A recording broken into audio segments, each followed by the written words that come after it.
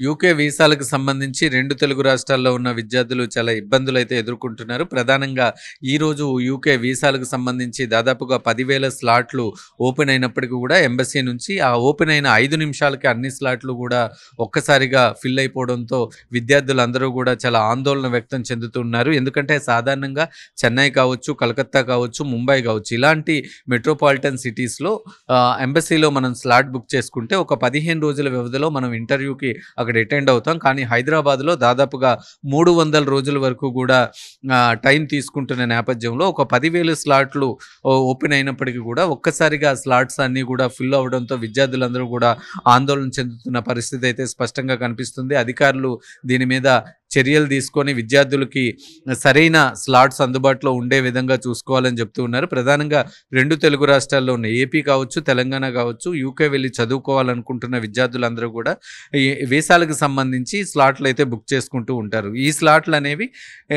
ప్రధానంగా మెట్రోపాలిటన్ సిటీస్లో అయితే ఒక 15 రోజుల నుంచి 20 రోజుల వ్యవధి వరకు మాత్రమే ఒక టైం ఉంటుంది. ఆ టైం లోపల మనకు ఇంటర్వ్యూకి వస్తుంది. వీసాకి సంబంధించిన ఫార్మాలిటీస్ అన్నీ పూర్తవుతాయి. కానీ ఒకసారి మనం స్లాట్ బుక్ చేసుకోవడానికి దాదాపుగా 300 రోజుల పాటు సమయం అయితే ఇక్కడ హైదరాబాద్లో ఉంది.